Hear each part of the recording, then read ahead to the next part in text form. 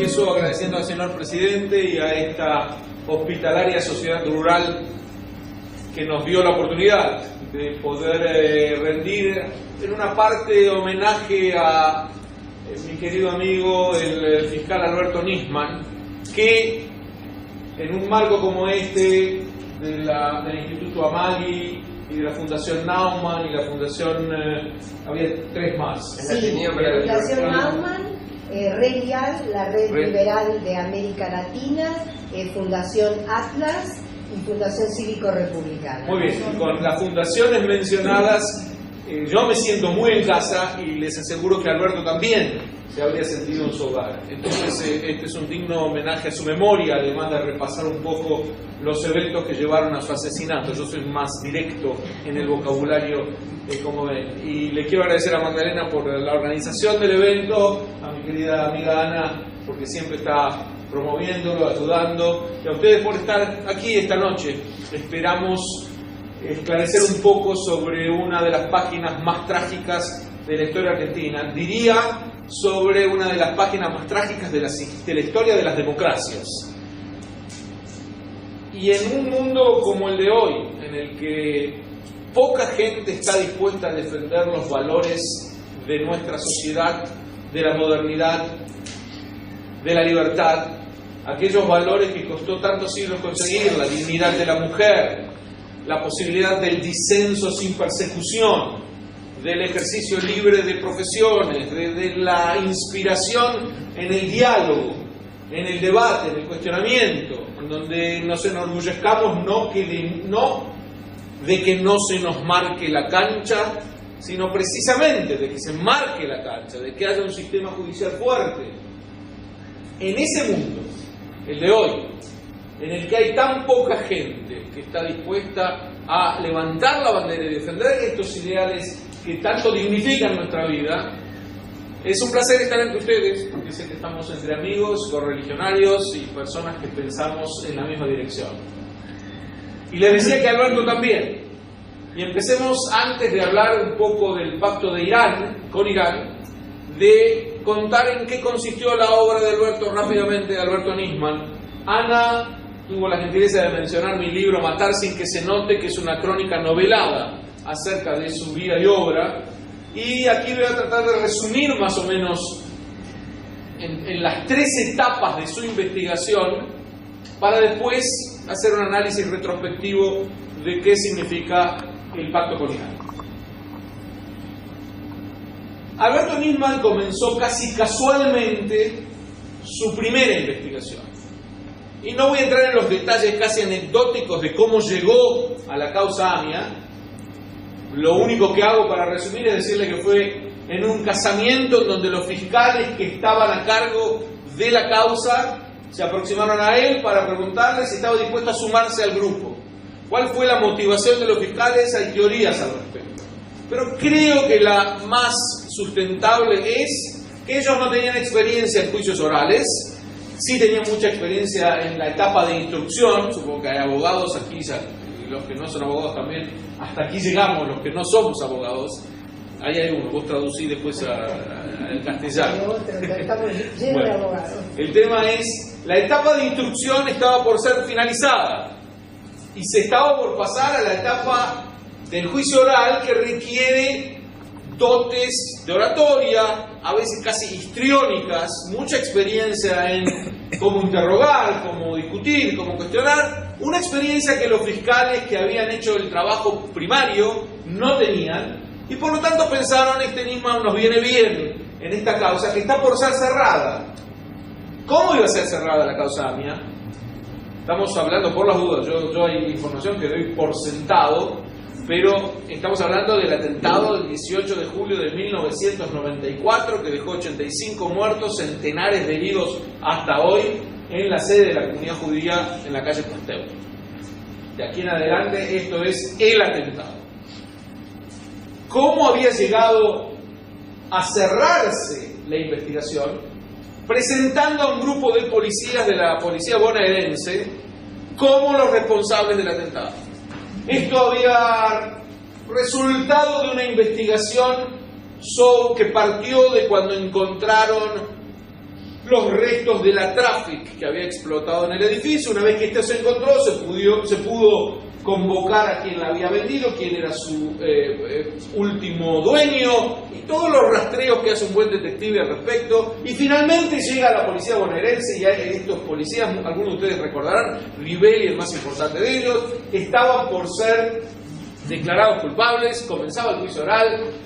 La convocatoria a Nisman tenía en cuenta que él venía, firmaba, sellaba y se terminaba el caso.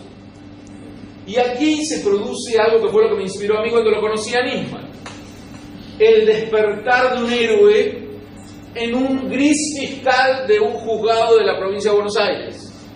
Él hasta ese momento no había tenido ningún caso muy trascendente, pero repentinamente cuando comienza el juicio oral y se da cuenta de que uno tras otro los que están siendo testigos, interrogados, miente, y no descaradamente, sino que se confunde. Dice, ¿cómo? ¿Usted estuvo a la mañana tal y tal día? Sí, bueno, pero a la mañana no pudo haber visto lo que usted dice que vio, porque eso se produjo solamente a la tarde. Ah, bueno, pero yo le dije a Galeano, el juez, que yo había toda la mañana. Claro, pero no tiene nada que ver, porque si estuvo toda la mañana, y viene otro y dice, claro, pero yo los conocía a los policías de tal y tal lugar, pero esos policías nunca estuvieron en ese lugar. Ah, sí, pero yo le dije a Galeano, él me hizo firmar el papel. Uno tras otro, sin excepciones. Nisman se da cuenta de que esto era un escenario general, no había nada de cierto, había que golpear un poco, se caía el esqueleto del caso. Los policías eran una banda de corruptos, pero que no tenían nada que ver con el atentado. Habían sido colocados ahí para cerrar lo que había sido hasta ese momento, hasta hoy, el atentado terrorista más serio que vivió Latinoamérica, jamás. Y entonces él decide que hay que empezar de nuevo de foja cero, pide la liberación de todos los inculpados, pide que se concluya con toda la farsa que era ese juicio. Y los resultados de su obra en ese momento fueron que el juez Galeano terminó en la cárcel, que los dos fiscales que lo convocaron a él fueron destituidos, ninguno de ellos lo quiere mucho o quería mucho a Nisman, y que todo el juicio cayó en pedazos. Había que empezar de nuevo 10 años después del atentado. Y se constituye lo que se llamó la UFI, Unidad Fiscal de Investigación del Caso AMIA, en la cual fue colocado como cabeza Alberto Nisman. Ya solo, sin gente que estaba, sin laderos. Él tiene que liderar a un grupo de 30 profesionales, 40 en algunos casos, de primera, algunos especialistas en Derecho Internacional, otros especialistas en terrorismo, otros especialistas en Islam, otros especialistas en logística, en explosivos, en cada área que rozaba el caso. Y él, puesto a cargo de la UFI, comienza la investigación de cero frente al escepticismo de todo el mundo y al desprecio con el que se trataba la posibilidad de reconstruir un atentado que había sido perpetrado tanto tiempo antes.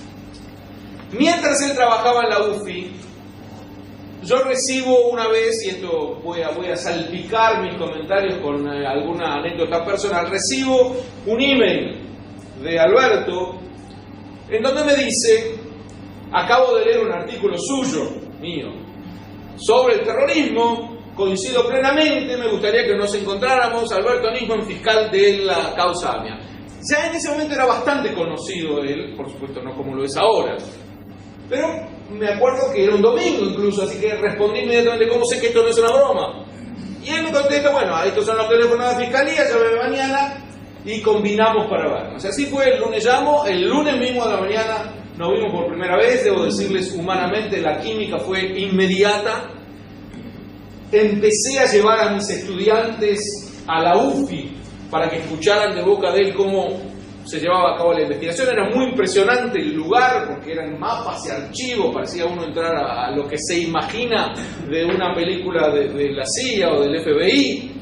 Y él explicaba con dotes didácticas cómo avanzaba la investigación, respondía preguntas, hasta que después de varios grupos que llevo, le digo y pienso: Alberto, esto es para un libro, esto no puede quedar acá en estos 4 paredes. Y así comencé a escribir Matar sin que se note, Y les cuento algo que salió en un reportaje que me hizo La Nación, pero si no lo leyeron se van a sorprender. Cuando terminé el libro en el 2009, me reúno con Alberto en un café, le muestro 5 títulos alternativos que yo había pensado para el libro y le pregunto cuál te gusta más. Y él mira los 5 libros, señala el tercero, me mira sonriente y me dice: este está piola, hasta ahora entiendo que lo dijo con ironía. Pero el título era, para vuestra sorpresa, El asesinato de Alberto Nisman.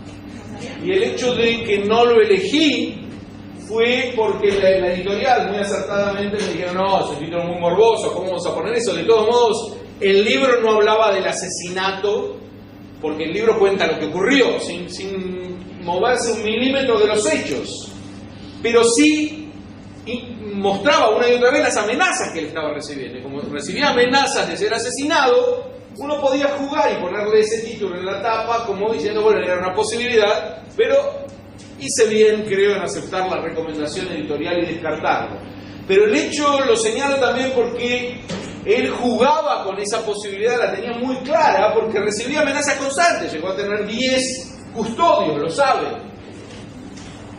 Nisman empezó siendo percibido por Irán como su gran enemigo, y es lo que quiero mostrar por qué. En la reconstrucción del hecho, y él llega finalmente a reconstruir el atentado pleno. Tuvo alguna suerte técnica, en ese momento llegó a la Argentina por primera vez un instrumento de investigación que se llama Excalibur, que hoy debe ser bastante antiguo. En ese momento era lo más moderno que había, no había nada mejor, que consistía en que uno ponía un nombre en la computadora y al poco tiempo llegaban del programa todos los gastos que hizo esta persona con su tarjeta de crédito, todos los viajes que hizo, todas las reservas de hoteles que hizo, todos los lugares donde vivió. Era una cosa increíble en ese momento. Hoy ni quiero pensar hasta dónde pueden revisarnos con los sistemas que hay de control, pero gracias a estas posibilidades técnicas, gracias al equipo de excelencia que les menciono, y sobre todo, gracias a la perseverancia, a la obsesión, a la constancia y a la valentía del fiscal que dirigía la UFI, se llegó al puerto de reconstruir el atentado en su conjunto. No solo que no había policías bonaerenses involucrados, sino que el atentado había sido planeado, financiado, perpetrado por Irán. Y no por algunos iraníes radicalizados, sino por el Estado terrorista de Irán, que en una reunión en la ciudad de Mashhad, con todos los detalles, informantes de primera línea. Ustedes saben que yo dicto muy a menudo clases a adolescentes, y estoy acostumbrado, acá no todos son adolescentes, y estoy acostumbrado. Somos adolescentes de la tercera. Yo dije no todos. Y con adolescentes es muy habitual que alguien trate de descalificar lo que vengo diciendo y me dice, bueno, pero esa es tu opinión. Y ustedes saben, ahí la dejó, como si hubiera dicho, acabo de descubrir América, esa es tu opinión. ¿Y qué uno puede decir? Ya sé que no es la opinión de Maradona, la mía, que estoy hablando yo. Pero, lo digo lo de los adolescentes, porque a veces es difícil convencer a los chicos que hay enunciaciones en esta vida que no son opiniones, que son la verdad cristalina. Hay opiniones, pero hay otras que no son opiniones. No todo es opinión en este mundo. Les recomiendo que discutan con sus hijos o nietos al respecto.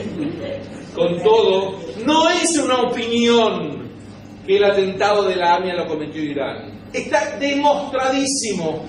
La Interpol aceptó plenamente todas las pruebas del mismo. En este dictamen de 802 páginas del año 2006, en el que se detalla las cuentas de banco que se movieron, las personas que ingresaron por la triple frontera, cómo fueron entrenadas, cómo fueron, todo, con todos los detalles. Cuando hay gente que todavía dice, algún día se sabrá lo que pasó en la AMIA, a mí me eriza la piel, porque se sabe todo, de pocos atentados se sabe tanto. Esto no quiere decir que se haya cumplido con la justicia, porque los perpetradores están en Irán protegidos por el gobierno. Pero eso no quiere decir que no se sepa, se sabe todo lo que ocurrió en el atentado. Esta fue la primera etapa de la investigación de Nisman y diría la que lo lanzó al estrellato.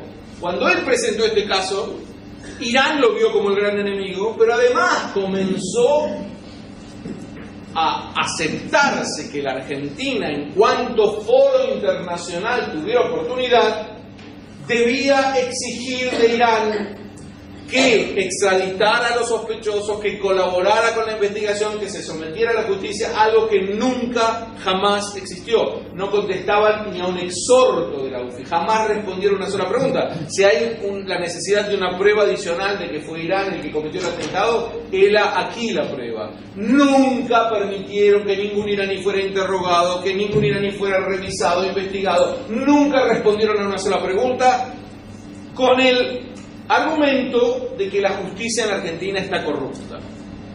Yo les debo decir que me imagino que en Irán la justicia no funciona demasiado bien. Y le puedo decir, de conocer a muchos jueces argentinos después de la investigación, que decir que la justicia argentina está corrupta es un insulto. Hay jueces corruptos en la Argentina, como hay de todo, pero la justicia argentina por momentos funciona bien. Si quieren un excelente ejemplo de cuándo funcionó bien, la respuesta es la UFI.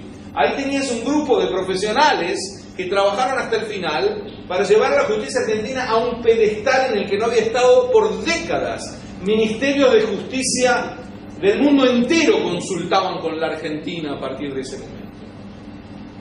Pero aquí el fiscal victorioso decidió que su carrera recién empezaba. Por eso yo les dije, la transformación de un fiscal gris de un juzgado de la provincia de Buenos Aires en un héroe fue que este caso lo tocó como una varita mágica y lo transformó en que esta es la misión de su vida. Él va a hacer justicia hasta el final, caiga quien caiga, no le importa ningún riesgo personal. Este caso lo debe llevar hasta el final como muestra de que hay formas de hacer justicia, diría con una convicción muy ingenua, en que el terrorismo puede ser vencido por vía legal, que la corrupción puede ser vencida por vía legal. Ese era Nisman y así trabajaba. Y entonces ahora que llegó a este gran éxito, iba a dar un paso subsiguiente. Y esto se produce, se le da la gran oportunidad en el año 2013, en realidad el fruto. Porque un tal Abdul Qadir, que había sido intendente de la segunda ciudad más importante de Guyana, Linden el nombre de la ciudad. Él no nació Abdul Qadir, pero se convirtió al Islam y asumió este nombre. Y cuando quiso ser uno de los viajeros en esta ruta transitada misteriosamente y frecuentemente, que eran los aviones que iban varias veces por semana desde Caracas a Teherán, no precisamente para transportar turistas en ninguna de las dos direcciones, era transporte de armas, de drogas, de malhechores, de lo que quieran, eso era lo que llevaban en estos aviones.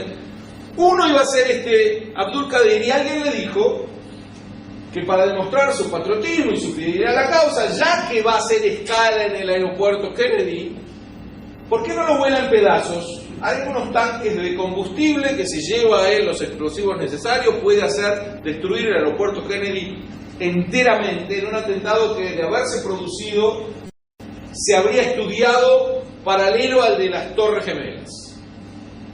Abdul Qadir fue detenido a tiempo con todo el material explosivo que llegaba. Hoy en día está en la cárcel, cadena perpetua, le dieron en Estados Unidos después de ser extraditado. Ahora, ¿qué tiene que ver esto con Nisman?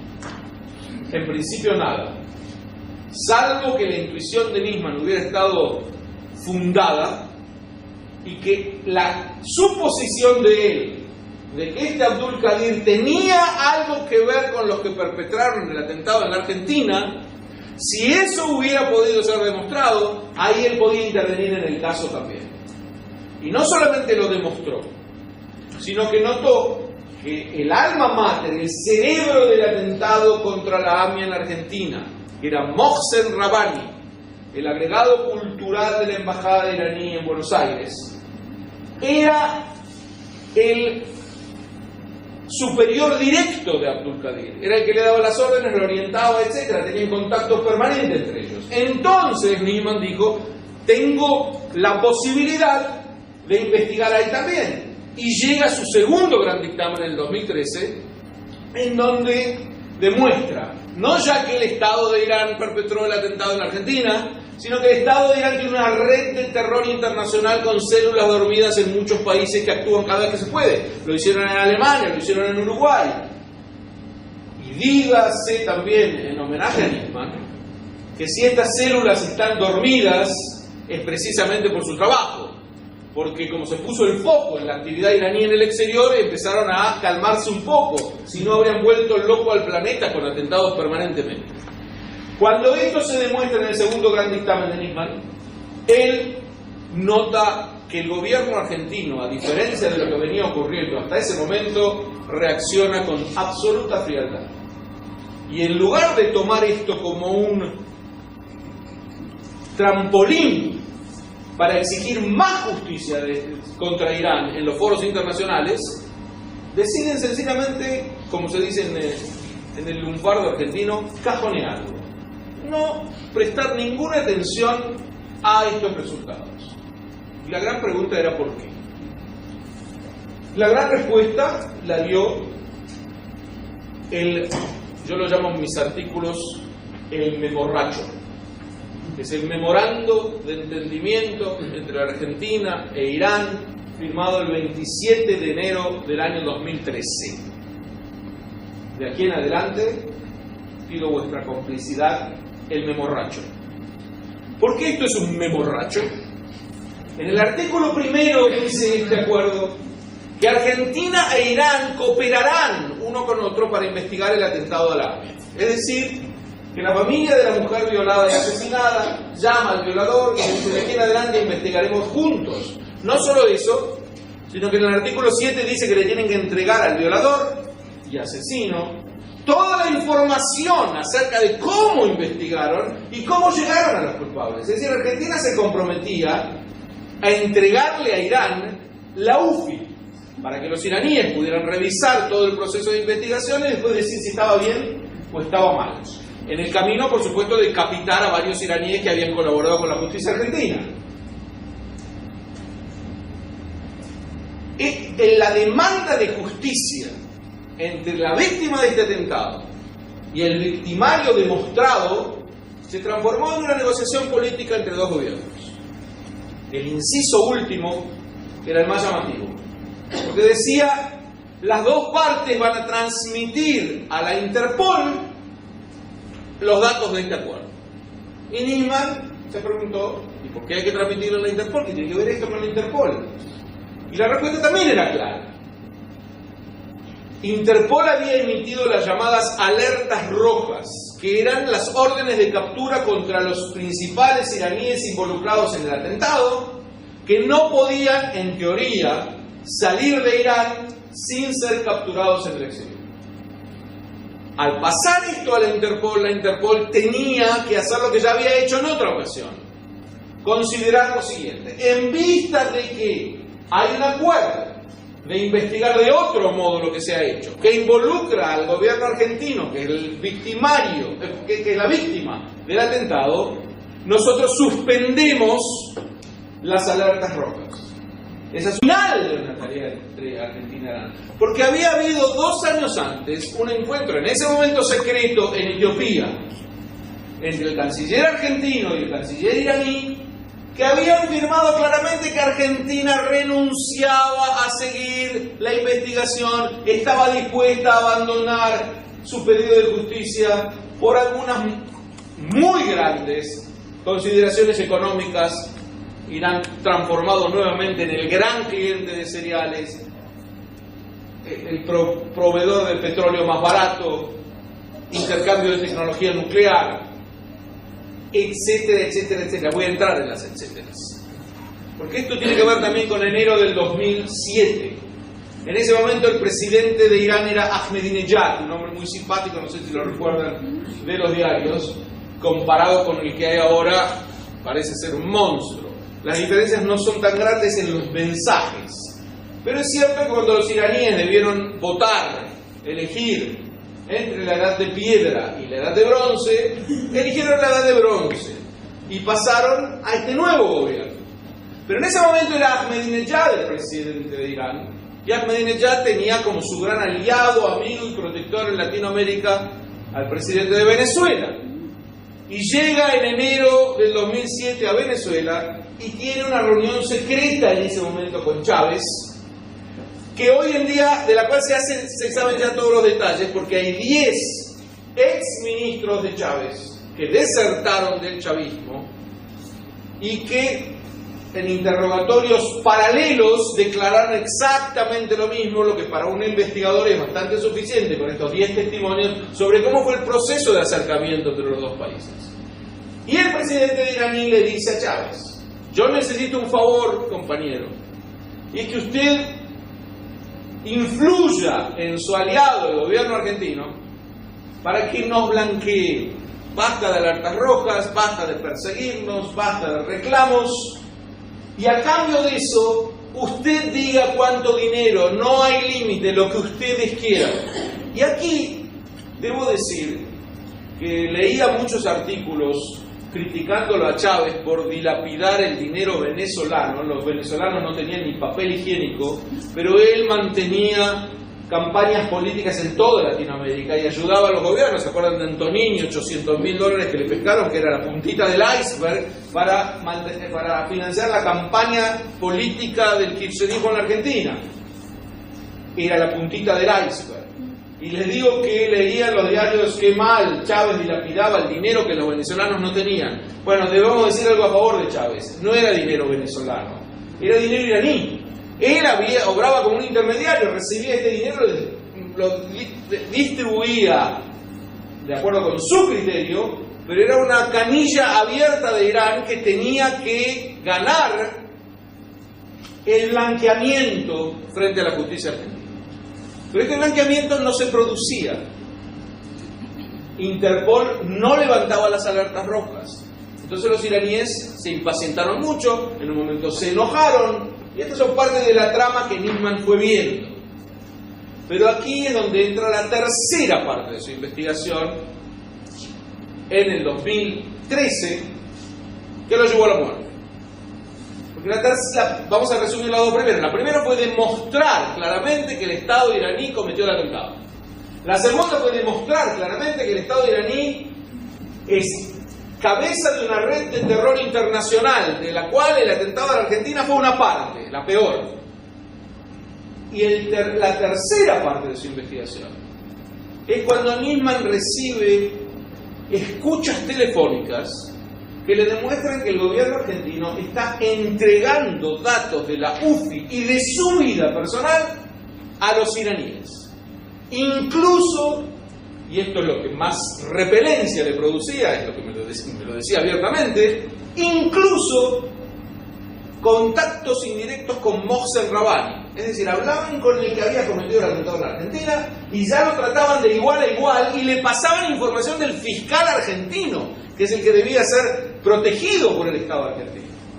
No existe en la historia de las democracias un caso así, en donde un país tome su justicia, tome su fiscal y se lo venda al país enemigo, o al país demandado. Vamos a ser cautelosos en los términos.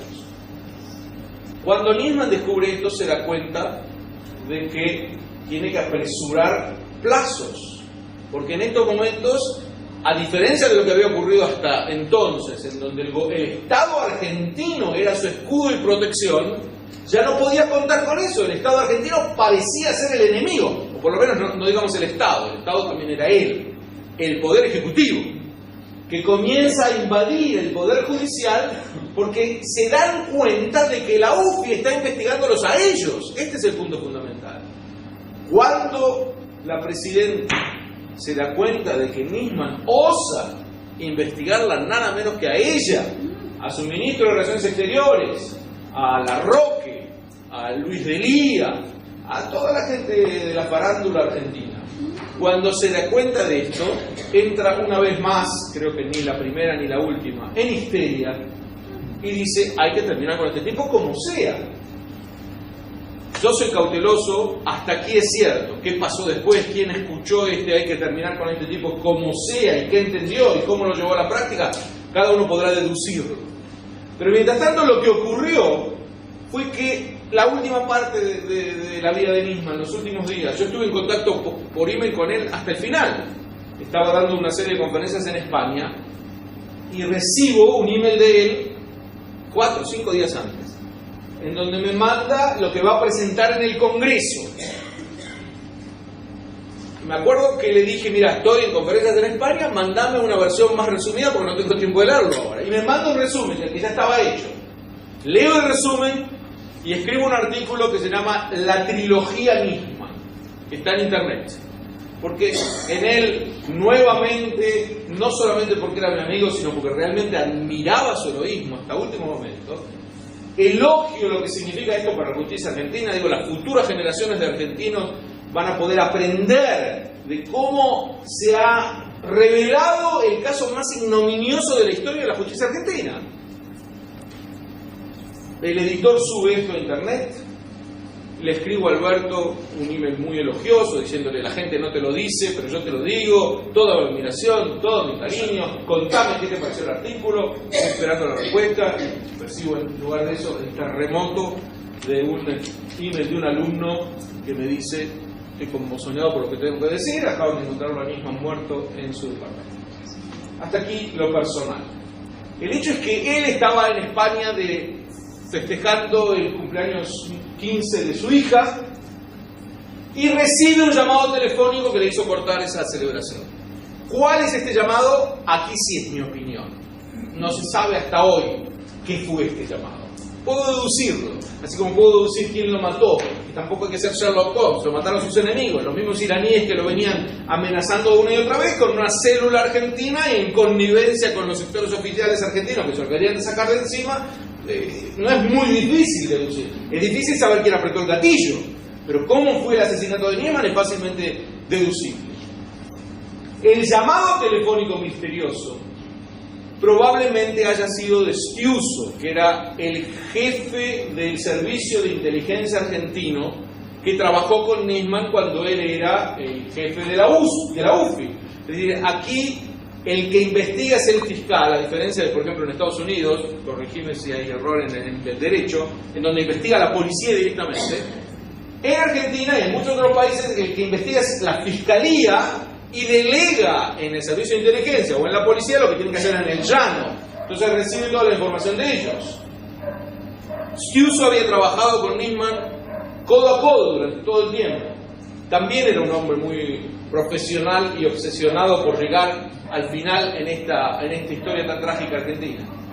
Es posible que sea Stiuso el que lo llamó a España y le dijo, mira, están decapitando el servicio de inteligencia, me echaron a mí, echaron a tal, echaron a otro, y eso fue lo que ocurrió. Cuando se dieron cuenta de que lo estaban investigando a ellos, dijeron, ¿pero qué es esto? ¿Un servicio de inteligencia a alguien que no deja que le marquen la cancha? A mí no me van a marcar la cancha. El servicio de inteligencia tiene que estar a mi servicio, no al servicio de la justicia argentina.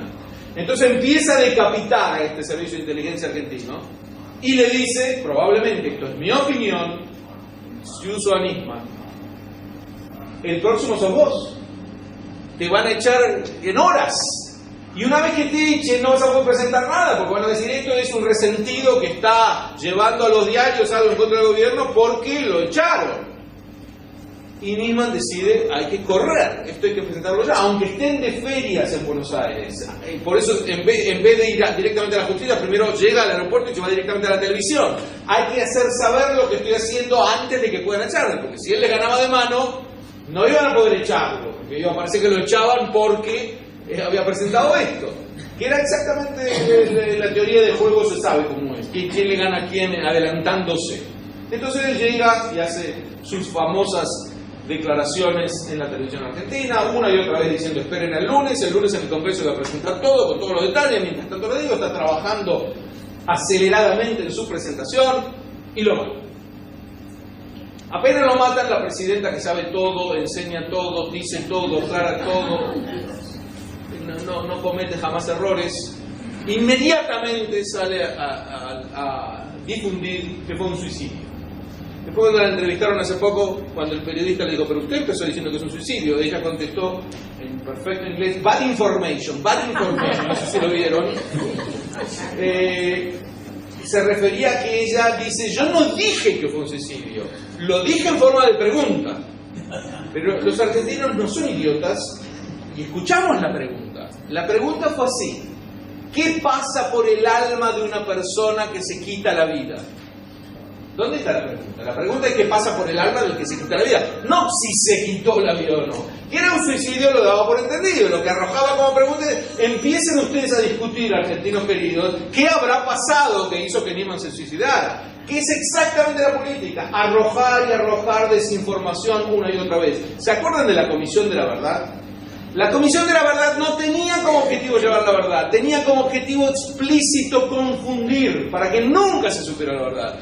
Para empezar a arrojar, a lo mejor no fueron los iraníes, seguro que no fueron los iraníes, hubo tráfico, no hubo tráfico, hubo AMIA, no hubo AMIA, hubo atentado, no hubo atentado, Argentina, no Argentina, arrojar y que la gente hable y diga, y bueno, nunca se sabrá. Con el caso Nisman igual, parece ser un microcosmos de lo que pasó con la AMIA. Primero arrojemos dudas, una y otra, quién fue, por qué, Lago Marcino. Sale la presidenta e insinúa que Lago Marcino tenía una relación romántica con el fiscal. Digamos, no hay, tendría que estar en el libro Guinness de los presidentes del mundo, el nivel al que quería arrojar a la justicia argentina. Porque todo lo que se hubiera esperado en ese momento de una presidenta o de un jefe de Estado es decir, lamento terriblemente lo que ha ocurrido. Estoy consternada porque un fiscal de la nación murió en circunstancias tan trágicas. Espero que la justicia logre saber qué ocurrió. Punto. Y si querés ser un poco delicada, agregar, ofrezco mis condolencias a su familia. Nada de lo que acabo de decir, nada de lo que acabo de decir se produjo. Era todo el tiempo ensuciarlo a Nisman una y otra vez, ella o sus acólitos.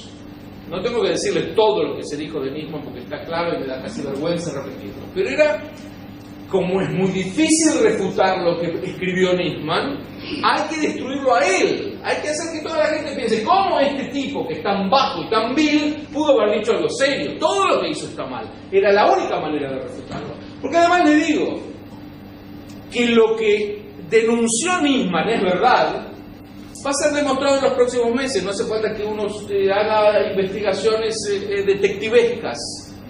La Argentina ha decidido blanquear a Irán. El gobierno argentino ha decidido blanquear a Irán por dinero.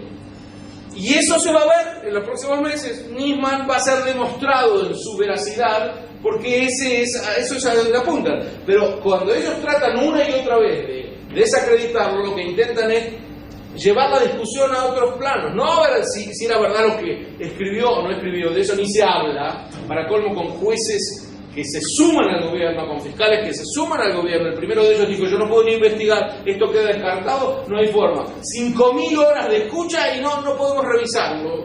También otro para el libro de Guinness. Después creo que su hijo fue designado juez en algún lado. Y así se manejan. Después confundir una y otra vez. El reporte toxicológico al principio dijo que Nisman tenía alguna droga en la sangre, lo que explicaría por qué no se resistió.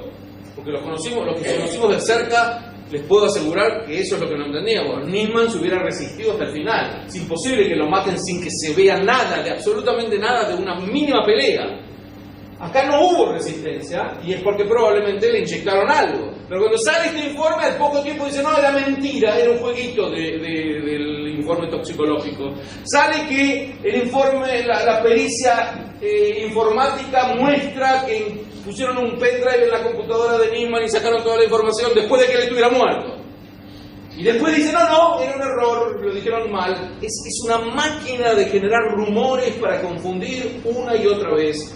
Y que nadie sepa finalmente lo que pasó y se quede con el gustito de Nisman un poco loco, Nisman un poco torpe, Nisman un vividor, Nisman un estafador, todo lo que quieran de malo, menos saber qué ocurrió. Recuerdo que uno de los emails que salieron decían, a mí no me importa si Nisman era homosexual, vividor, iba a fiesta, quiero saber quién lo mató. ¿Qué me están hablando de otros temas? Porque es exactamente lo que hacen. Te confunden para que los más morbosos se prendan enseguida y sea una maquinaria de rumor que esconda la verdad, que es lo que está ocurriendo hoy en día. Cuando se decapita a la UFI, al Servicio de Inteligencia, el siguiente paso es decapitar a la UFI, pero no es suficiente con sacarse a Nisman de encima. Lo siguiente es desacreditar, y esa es la campaña que siguió. Y la tercera es un ataque directo contra la comunidad judía, por un motivo. Si quieren les digo por dónde pasó. La presidenta empezó a arrojar uno tras otro twitters atacando. La DAIA es la culpable de la enfermedad del canciller. La DAIA no son patriotas porque no son como yo, primero argentina y después católica, ellos son al revés. va a un colegio de Villa Lugano y le dice a los chicos que estudian en el mercado de Venecia para aprender usura y fondos buitre, chicos de 10 años. Pedagogía también nos enseña. Después dice que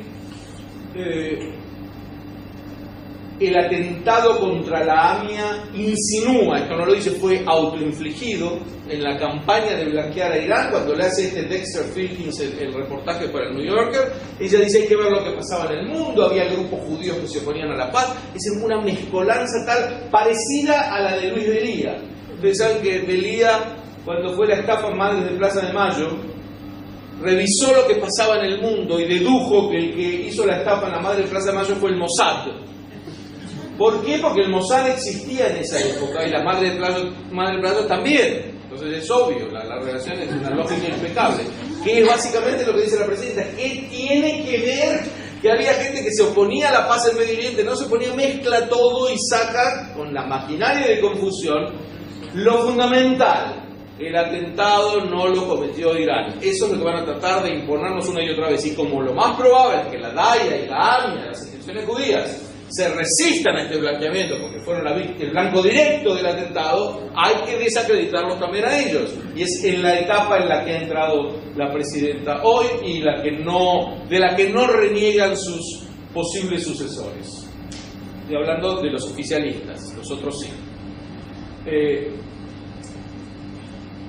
La retrospectiva hoy es bastante triste porque yo creo, y esta es mi opinión, que la causa AMIA fue enterrada con él. Es imposible reconstruir ahora, después de la destrucción generalizada que están haciendo de todo lo que toca el caso AMIA, que fue ejemplar en su investigación. Es imposible reconstruirla, sobre todo porque no hay más mismas.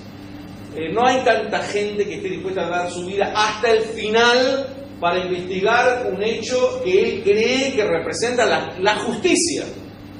Porque no hace falta solamente profesionalismo y perseverancia y obsesión, hace falta también mucho heroísmo, mucho patriotismo, mucho decir: yo estoy dispuesto hasta el final. Eso lo decía él permanentemente. Yo muchas veces le dije con estas palabras: Alberto, te van a matar. Esas eran las palabras. Les dije claramente cuál había sido uno de los títulos alternativos que había elegido. Y él era un poco irresponsable en ese sentido, no creía que esto fuera posible. A veces creía, porque lo decía él también, pero el hecho es que pagó con su vida esta investigación. Y el tratado, el memorracho, va a continuar. Es decir, el único que puede revertir, la causa AMIA creo que está perdido, pero el que puede revertir el memorracho es si cambia el gobierno. Espero que se cumpla tu augurio al terminar tu introducción hoy. Si cambia el gobierno y el nuevo gobierno o el nuevo ministro de Relaciones Exteriores, una de las medidas que toman es renunciar al tratado con Irán. No hay tratado de partes entre la víctima y el victimario. La justicia independiente tiene que seguir reclamando lo que tiene que reclamar. Y esto puede durar muchos años, pero uno tiene que creer en su propia causa. No puede vender todo por dinero. Hay límites para lo que uno puede vender. La justicia argentina, ni que hablar, un fiscal también, no se vende por dinero a los victimarios, porque además que los alienta a seguir cometiendo atentados terroristas. Esto en el marco del tratado nuclear que se acaba de firmar el 14 de julio en Viena, que no tiene nada que ver con el tratado argentino. Ahora voy a decir por qué. Pero que la presidenta utiliza también para decir: si ellos firman, todo el mundo firma con Irán, porque nosotros no vamos a firmar. El tratado nuclear tiene como objetivo, a mi juicio no lo cumple, pero esto también es mi opinión, pero tiene como objetivo detener el programa nuclear de Irán. Esto es lo que dicen claramente todos los que lo firmaron. El único objetivo de este tratado es detener el programa nuclear de Irán. Yo creo, y les diría que en el caso de Israel, que está directamente amenazado, es el único país del cual Irán dice que lo va a borrar del mapa. El 80% de la población descree que este acuerdo pueda detenerlo a Irán, pero ese es otro tema. Pero ese es el objetivo del tratado. El de la Argentina no tiene nada que ver con detener a Irán de nada. El tratado argentino se da para que argentinos e iraníes blanqueen a Irán y comiencen una nueva etapa. Y en ese momento van a tener que acusar a otros del atentado. Y ya vimos a quién la presidenta tiene en mente para acusarlos del atentado contra la AMIA. Mis estimados amigos, esta creo que fue una presentación acerca de quién fue Alberto Nisman. dicho por alguien que la conoció muy de cerca, el único que escribió un libro acerca de él. Después de su asesinato hubo varios libros sobre su muerte, pero no sobre él, y vinculado con el acuerdo que la Argentina firmó con Irán, a mi juicio bien denominado el memorrándum. Esta es mi presentación, y si les parece bien, abro para preguntas, dudas, aclaraciones, lo que les parezca bien.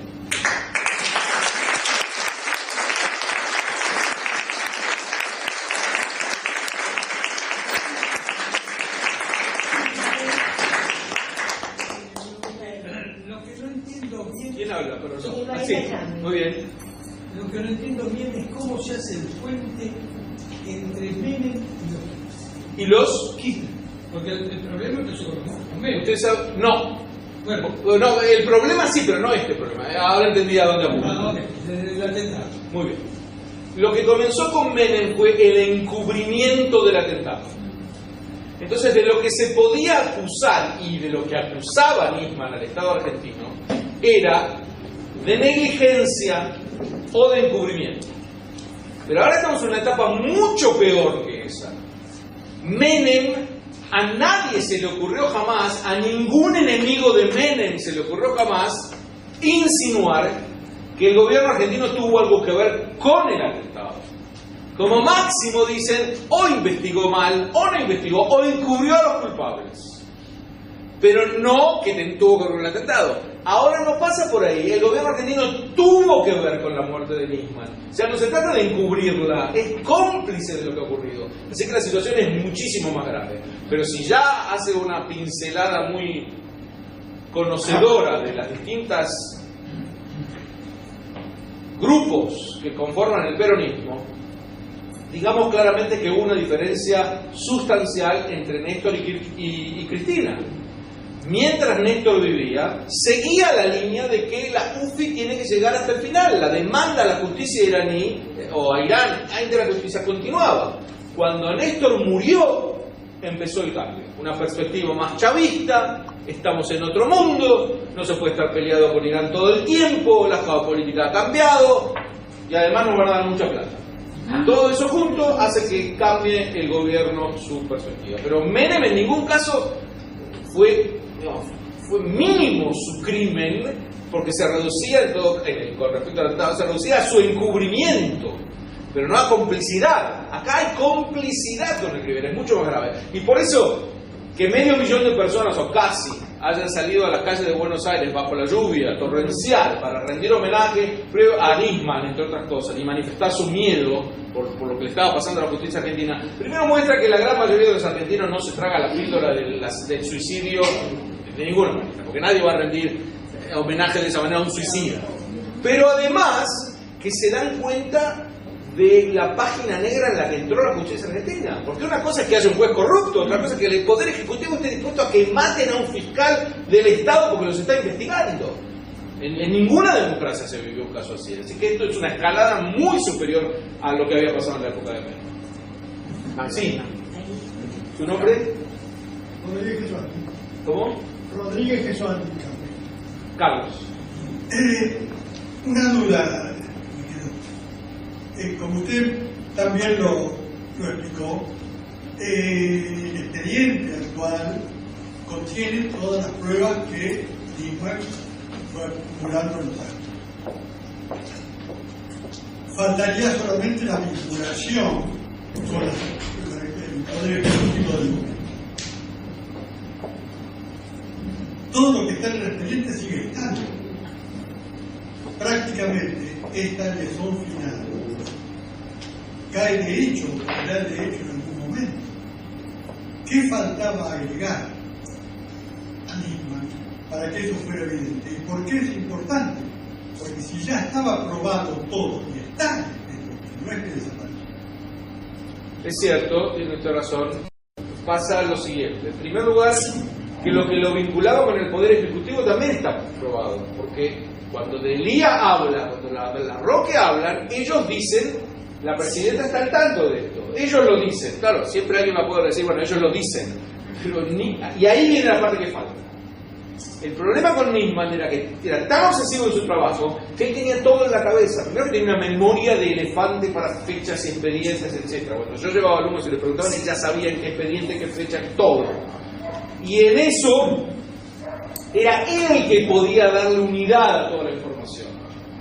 En el expediente está claro que todo está demostrado, pero hay alguien que tiene que venir a defenderlo con mucha información de por sí, y no hay nadie que tenga toda la información unificadora y la audacia, porque hoy en día ya se corren riesgos muy grandes, está claro que no van a detenerse con nada para alguien que lo siga poniendo en peligro. Así que si Nisman viviera, terminaríamos sabiendo quién lo mató, porque él seguiría hasta el final, pero hoy en día se necesita un fiscal de ese calibre y que no tenga ningún temor y que sea incorruptible, y no hay tantos en esa división para unificar toda la información que está escrita, porque una cosa es el papel frío y otra cosa es cuando alguien viene a cuestionarlo, alguien sabe cómo contestar, cómo defenderlo, que era lo que él iba a hacer en el Congreso concretamente. Era una especie de práctica. Además que cuando lo acusan de que, pero los errores que había en este expediente, creo que no hay tales errores. Uno escarba y pregunta, ¿qué errores? Y te contesta cualquier pavada, como que el lenguaje era muy rebuscado, cosas así. Pero este no era la incriminación final, era el papel que iba a presentar en el Congreso para de alguna manera tantear con la comisión del Congreso qué puntos son más flojos, qué puntos debe desarrollar, qué datos faltan, etcétera, para después hacer la incriminación final. Así que desde el punto de vista de los que lo mataron bien, a tiempo. Sí, Gabriel. Perdón.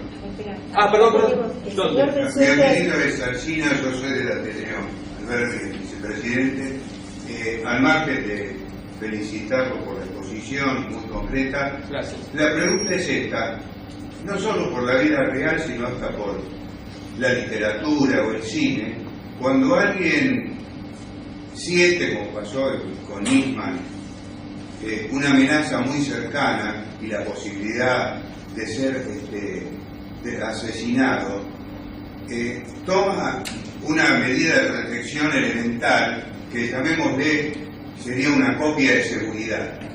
En algún archivo, en algún lugar, en una caja fuerte, el material está en manos de personas que saben que si desaparece, eso se va a dar a publicidad. En este caso, existe evidencia de que Nisman haya tomado esa precaución de que ese material, por lo menos una parte, lo más significativo, quedara en manos de alguna fuente segura, previendo lo que después ocurrió. Esa respuesta me daba él cuando yo les dije que le comenté en un momento a Alberto que van a matar. La primera respuesta que dio fue: no te preocupes porque todo el material está salvaguardado. Y yo le dije, pero no te estoy hablando del material, estoy hablando de vos. Entonces la conversación derivó. El material debe estar, pero le debo decir que el material que ya está a disposición del público es más que suficiente. Estas 5.000 horas que están en YouTube y este documento de 289 páginas que está en YouTube ya muestra el cuadro clarísimo. Lo que no hay es esa perspectiva unificadora de todo cuando alguien venga a cuestionar. Pero ¿cómo sabés que él se refería a la presidenta cuando dijo tal cosa? ¿Cómo sabés? Esto Nisman sabía. Es difícil que salgan todos los detalles antes de que venga un cuestionamiento sobre párrafos concretos. Con todo, debe haber más material aún, que por ejemplo puede ser que tenga Stiuso, por ejemplo, pero ni siquiera se sabe dónde está. Es decir, hoy en día se ha generado dentro de la justicia argentina un clima de miedo. No va a ser en estos días, seguro no antes de las elecciones, que se revelen más cosas. Después de las elecciones, gane quien ganare, puede ser que se revele, porque aún si ganan los peores, ya les va a importar menos que se revele el feo, porque ahora están protegiendo sus cargos. Con todo, yo creo que hay una buena parte. Pero además tenga en cuenta que hubo muchas horas de aspirador. Puso él a resguardo de la custodia de la Federal, y porque él estaba en una hacienda de un amigo medio escondido a horas de su declaración. Él creyó que en el departamento suyo estaba bien protegido, era un departamento bastante protegido, además que estás hablando de horas muy críticas, rápidas, todo acelerado, vuelve de España, tiene que trabajar, tiene mucho material en su casa. Era más a salvaguarda estar en su casa, sintió él, y esto también lo podemos deducir. No tengo más. Es decir, hay cuestiones acá que exceden. Ahí hay un señor el que está delante del que habló recién. Gracias. Gracias por su pero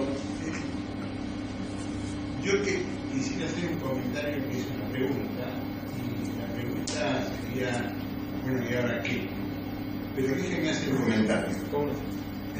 Negligencia y encubrimiento. Eso, caso mía, todos los gobiernos hasta la fecha. ¿Hasta? La fecha. Sí. Desde la muerte de Nisman, el encubrimiento. No, desde que se establece la UFI con Nisman en la cabeza ya no hay más ni encubrimiento ni negligencia. Eso fue la primera etapa, digamos, de Menem. Bueno. La etapa de Nisman acá en importante para mí que me aclaren. Muy bien. Y ahora, nuevamente, encubrimiento o negligencia con esta derivación del caso que sería el asesinato a mí. ¿Correcto?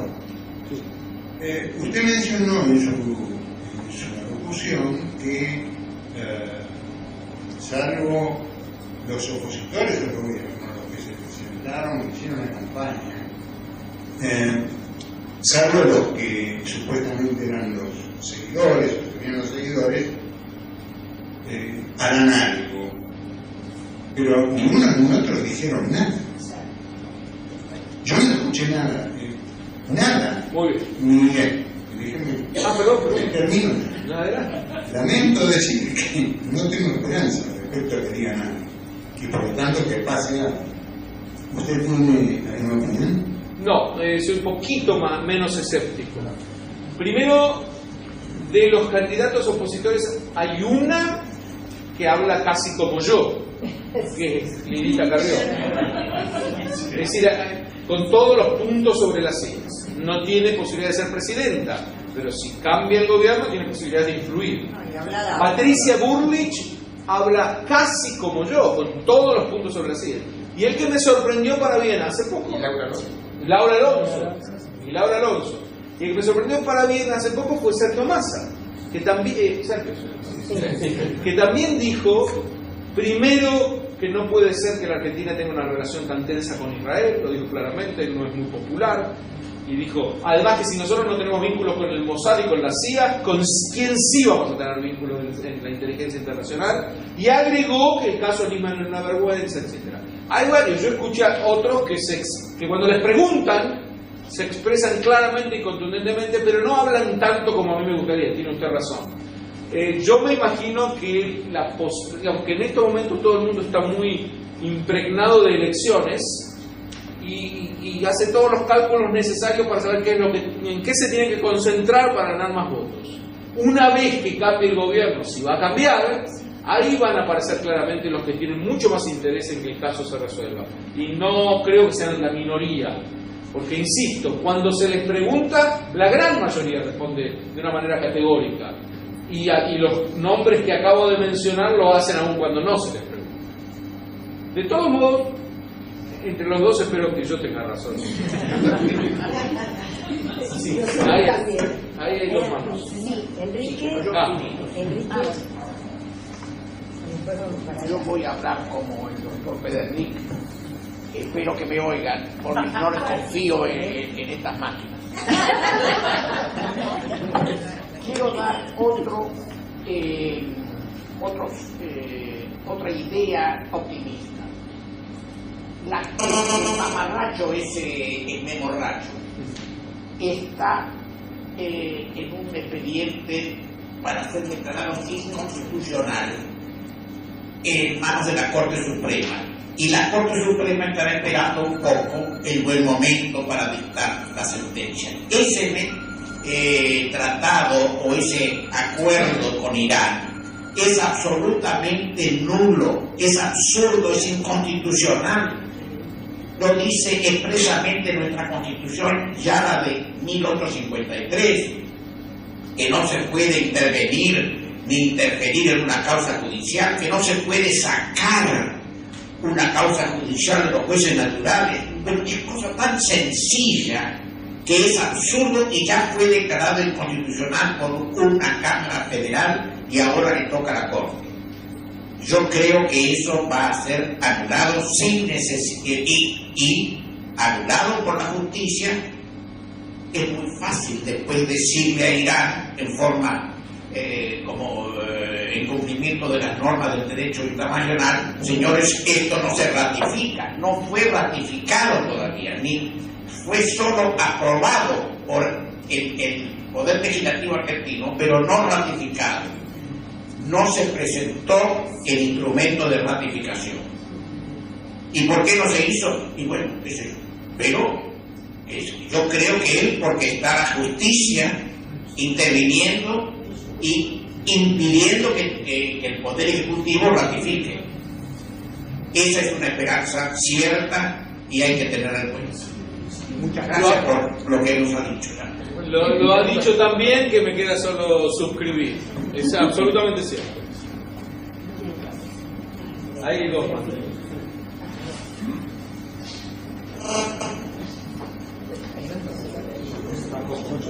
Perdón, una pregunta que quería hacer. Me sorprende la actitud del periodismo opositor después que sucedió esto. Por ejemplo, el caso Longobardo, el caso Fernández Díaz, tipos que desacreditaron de alguna manera, dijeron como que no tiene sustento la denuncia de Nisman. Me gustaría que hasta hoy en día hay gente que se deja llevar por los desvíos. Ustedes saben que hay muchos que vuelven una y otra vez con muy buena voluntad de hablar, no, pero habría que concentrarse en la conexión local. Incluso lo acusaban a Nisman de no haber invertido demasiado su investigación en la conexión local. Y él no se dedicaba a eso deliberadamente. Porque es muy posible que hubiera 3 policías que estuvieron de acuerdo y 2 militares que les gustó que hubieran atentado y una ambulancia trucha. Hay muchos datos que hablaban de que había algunos argentinos, no partes directas del atentado, pero que pudieron haber colaborado. Pero concentrarse en eso es exactamente lo que quieren los iraníes. Acá hay un perpetrador clarísimo. Si encontró algún socio local es lo de menos en este momento. Esto sería al final, cuando ya puede haberse resuelto en la justicia. Y hay periodistas que se dejan llevar por los desvíos igual. ¿Y Nisman qué hacía con su plata? ¿Y con qué mujeres salía? Y es cierto que redactó mal el 4º párrafo. ¿Cuáles son las motivaciones? Yo quiero creer que esas motivaciones buenas. Además que los periodistas tienen que hablar. Les cuento... A mí me llaman bastante para diálogos. En una oportunidad, después de que Aníbal Fernández desacreditó a la madre de Nisman, me llama Mauro Viale y me pregunta si es cierto lo que dijo. Y yo le contesté: Mauro, ¿por qué te dejas llevar por semejante desvío? Porque él lo que quiere es que matamos si es verdad que la madre sacó esto de la caja. ¿Qué tiene que ver? Es decir, cuéntenme primero quién lo asesinó a Nisman, que es mucho más grave. Y no dejes desviarte. Pero hay personas que en la pasión periodística, a veces muy amarillista también, se dejan llevar. En cada caso no sé cuál es. Entiendo que lo decís con cara de que son muy serios los periodistas. Está bien, aún personas serias pueden dejarse llevar por desvíos a los que anzuelos que les arroja el enemigo, y ellos no se dieron cuenta de que los sacaron de el cauce por donde debía pasar la discusión y el debate. ¿El señor de atrás? Sí. Primero quiero hacer un comentario sobre lo que dijo el señor sobre la supuesta, casi segura, inconstitucionalidad. A pesar de eso, la presidenta ha seguido defendiendo el pacto. Lo que es interesante es que los iraníes lo rechazaron, y ellos mismos lo rechazaron. Nosotros acá seguimos defendiendo un comentario concreto. Si no lo aprobaron. No es que lo rechazaron, no lo aprobaron. Lo dejaron pasar, pero el chiste, ese es vacío del futuro. La pregunta que yo quería hacer es, hoy, físicamente, ¿qué pasó con la UFI? ¿Dónde estaba Nisman? Fue invadida y nadie de los que estaba en la época de Nisman, abre la boca en relación a una especie de pacto de silencio alimentado por el temor. Nada, olvídese. Mire que yo tengo muchas ganas de escribir el segundo tomo, porque el primero termina en el 2007, y quiero hacer uno sobre el 2007 y 2015. No puedo contar, alguno por ahí arroja una onda, pero no puedo contar con ellos porque están en un pacto de silencio. Realmente se ha apoderado el miedo de una buena parte del Poder Judicial, no de todo él, pero de una parte del Poder Judicial. Esa es la respuesta. La única en otra ahora. Les pido si pueden levantar la mano y me ayudan. Y había un señor que quería hacer una pregunta. ¿Puedo preguntar?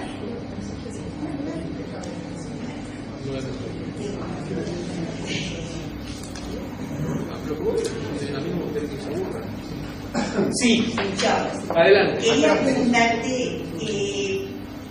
no tanto con Nisman, sino con respecto al atentado. Sí. En el momento que fue el atentado 94 en el gobierno de Menem, se decían que alguna cuenta venían a cobrar, la factura venían a pasar.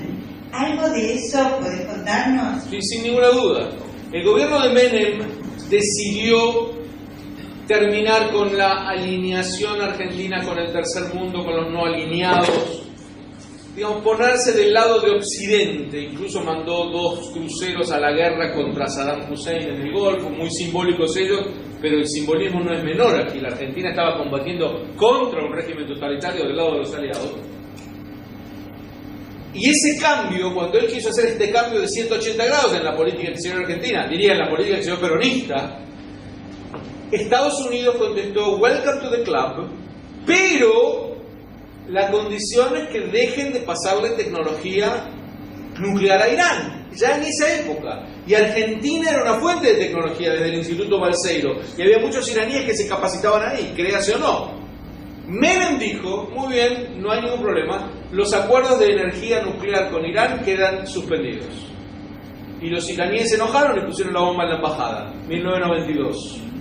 Y ahí Menem salió, no sé si se acuerdan, a las cámaras diciendo: salvaje, bestias, vamos a perseguirlos hasta el final, hay que poner pena de muerte al terrorismo. Y los acuerdos nucleares con Irán no quedan suspendidos, quedan cancelados para siempre. Y los iraníes se enojaron y pusieron la bomba en la AMIA. A tal punto, yo le llamo esto el ditecabalismo en mi libro. Que en las reuniones entre Ditela, ministro de Relaciones Exteriores, y Cavallo, ministro de Economía, aún con las buenas intenciones que tenía Menem de llegar al final de la justicia, uno le decía, Cavallo, ¿cómo vamos a perder a Irán, que es el primer cliente de la Argentina? Es el que heredó el mercado que antes teníamos con la Unión Soviética. Y Cavallo le decía: pará, no los enojes más porque ya ves lo que hacen, cuando si seguimos así nos van a poner 4 bombos más. Entonces este ditecabalismo obró para que dijeran: bueno, ¿sabes qué? Terminemos de acusar a Irán, argentinicemos el caso, encontremos algunos perejiles a los que acusar, y con esto empecé mi relato de hoy. Así que seguro que quisieron ajustar una cuenta con Menem. Ahora ustedes preguntarán, imagino, ¿y por qué se la agarró con la comunidad judía? Y bueno, porque si ya van a matar, quieren hacerlo con placer. Entonces son profundamente antijudíos. Entonces, si ya van a matar, eligen un blanco que además no sea solo profesional, sino que responda también al hobby, a su parte más alta. Pero es así. Otra pregunta atrás y después Ana. Hay otra pregunta allá por el fondo. Y hacemos ya las 2 últimas preguntas. Sí, buenas noches. Yo quería hacerle una pregunta, ya que tenía una relación bastante antigua con el fiscal Nisman. ¿Qué rol desarrolló la doctora Arroyo Sacre? ¿Qué quiere decir? ¿Después del asesinato? Yo creo que es sumamente positivo, porque se puso... ¿Ya está? Sí, quería saber si ella inclusive colaboraba con él con respecto a esta investigación. No, eso seguro que no, porque era una investigación independiente, además que ellos estaban separados hace rato. Sí. Pero una vez que él fue asesinado, ella quiso proteger a sus hijas de toda la maquinaria de rumor en contra de Nisman. Si no se hubiera ellos puesto como querellante, tal vez terminaba suicidio y con todos los rumores y todas las calumnias contra él oficiales.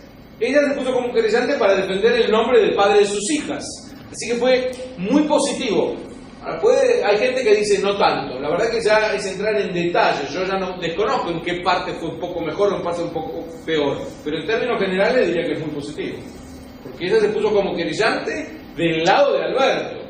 Es decir, para proteger su figura, su investigación, lo que él estaba haciendo, que era a todas luces su trabajo profesional. Y no tenía nada que ver con mezclar su vida privada en esto.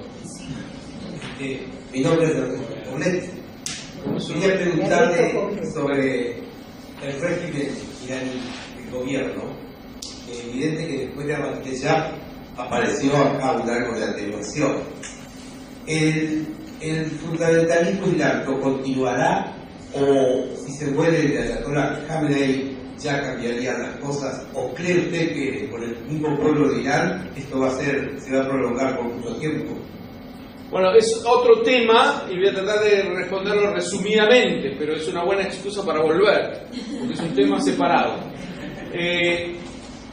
Primero que si fuera por el pueblo de Irán, este régimen habría terminado hace rato. El régimen de Irán puede tener entre el 20 y 30% de popularidad, que son todos los iluminados ayatolas y los que viven del Estado y los que están sometidos por un régimen de terror. La gran mayoría de los iraníes está pasándolo muy mal económicamente y no quieren este gobierno. Es un gobierno democrático. En Irán hay elecciones, pero el 99% de los candidatos son vetados por la Guardia Revolucionaria. Para ser candidato uno la tiene que ser como ellos. Usted mencionó además al ayatollah Khamenei. El ayatollah Khamenei es el líder supremo, ese no es elegido, ese es el líder supremo de la nación. Y ese es lo peor, ese es el heredero de Khomeini. En donde hubo una leve mejoría es en el presidente elegido, que pasó a ser Rouhani. Pero en la política exterior es exactamente igual. La constitución de Irán dice que ellos tienen que exportar la revolución islámica. El islamismo continuará mucho más ahora alentado por el pacto que acaban de firmar con las superpotencias, que hace la vista gorda frente a todo lo que han hecho ellos. Así que no vienen días fáciles, pero no porque el pueblo iraní lo quiera así, sino porque se ha apoderado del país una casta de iluminados que actúan en nombre de Alá y que quieren islamizar al planeta. Si fuera por ello no se detienen. Es uno de los totalitarismos. Como el nazismo hablaba de la raza superior, el comunismo nos hablaba de la clase superior, y el islamismo, no el islam, el islamismo, el movimiento político, habla de la religión superior. Pero los tres que nacieron más o menos en el primer cuarto del siglo pasado tienen en común que se quieren imponer en el mundo entero por la fuerza, que hablan de los infieles o de los semitas o de los burgueses como el enemigo declarado debe desaparecer, que quieren imponer un régimen de terror o por terror en el mundo entero. Tienen mucho más en común entre ellos, entre los tres, que con lo que dicen representar. La diferencia es que dos ya fueron vencidos y uno no, está ahí, y Occidente no tiene fuerzas para levantarse y detenerlos. Venían con sanciones muy importantes contra Irak que estaban ahogando la economía. Ahora le levantaron las sanciones, le van a dar $150.000 millones. Yo no sé si es más grande o menor que el Ateneo Alberdi, el presupuesto. $150.000 millones no lo van a invertir en puentes y en hospitales. Lo van a invertir en más Hezbollah y más atentados y más terror. Es una situación, una coyuntura internacional muy difícil, pero no porque el pueblo iraní lo quiera. ¿Ana María? Buenas noches, muchas gracias por la charla que nos ha dado, realmente sumamente interesante. Gracias. Dos preguntas, una muy chiquitita relacionada con el tema de usted recién sobre la década Menem, en donde se producen los atentados.